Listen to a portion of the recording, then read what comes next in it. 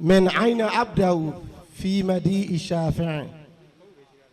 لا شعر ينصفه ولا الأقلام، هو شامع بين العالمين كافة، هو مرشد هو مكرم مقدام، ورثت المجد من أجداد خير. يا أخي قصيدتك خارجة عن الموضوع، خارجة. جزاك الله خير. آمين.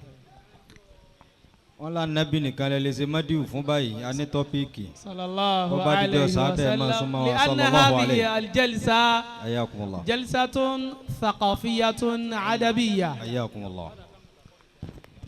إن شاء الله بعد 5 دقائق نعلن النتائج. أعني هذه اللجنة لست أنا، لكن أولاء الجهابذة الشعراء.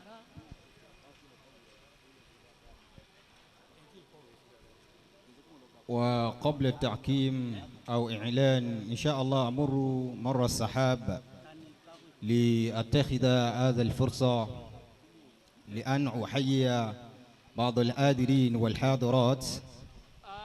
السيد عبد الباسط سليمان فهينو عبد الباسط سليمان أكوريدي ألايا أكوريدي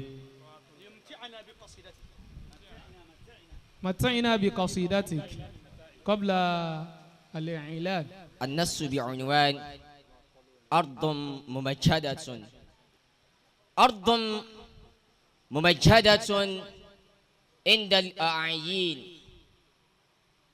رجالها قادة شم العرانين، أرض مملئة بالعسل واللبن، نيطت بها جوهرات في حلى الدين، فهي لأبهر ممزوج به مسك، عنها لقد بعدت كل المجانين، للأمن فيها. لا نبي عن رتيبي عن لجنة التحكيم. أرض للأمن فيها. وفواني سيابجادي èyí ìfigagbága tó lọ láàrin àwa ọmọ kéwú gbogbo wa náà ni aríbi kó àwọn ti kàkà láàrin ìgbà tí wọ́n ń tànkà wọ́n ní àwọn alájà wa wọlé ìyá dáadáa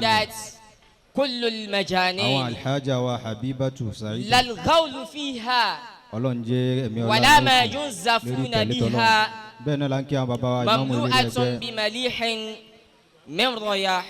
àkí àwọn ènìyàn wa láti àgọ́ akí àgbà àti bọ̀dá لكن اليوم يا قوم مبدلة ولا تطيب لكل من مساقين، حياكم الله.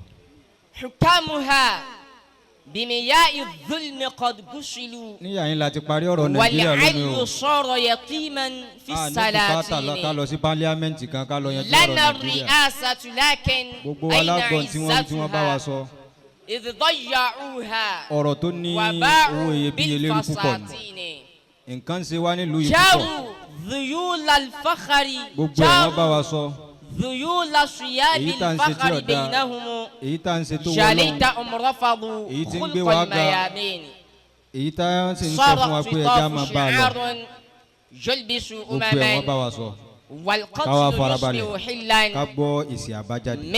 من بني الطين، جبك الكبير وما للطفل من طرب، لا صفو بين الشمال والميامين بين اليسار. شكرا جزيلا. وقفت هنا في اللحظة الأولى كذلك الآن. Aki bàbá wa ọmọ àlìjánná afọlọ́n kí yín pé ẹ máa wọlé ẹ máa rọra sáàrin wa. Bàbá mi ya salam ọmọ ní jẹ́ fún wa. Bàbá wa ajiwa Ibrahim ayé gbà mí ọlọ́run máa fa ayé gbà mí lọ. Bàbá wa chairman Ibrahim ọlọ́run ló sọ yín bẹ́ẹ̀. Èèyàn kọ́ ànábì ọlọ́run lẹ́ ń bá jókòó ẹ sì ti gbà bẹ́ẹ̀ ẹ sì jọ ànábì náà.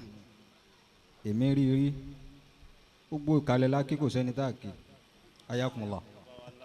Bàbá wa Lámáyọ̀ ibi ẹ ti wá ibi ó lágbára ni Lámáyọ̀ lọ́hùn ọlọ́hun ò ní fi dígẹrẹ ogógun Alámáyọ̀ àwọn onímọ̀ ní jẹ́ bẹ́ẹ̀ ayakunla alamayo oníṣàdá ayakunla. الأسماء لا تعلل على ما يو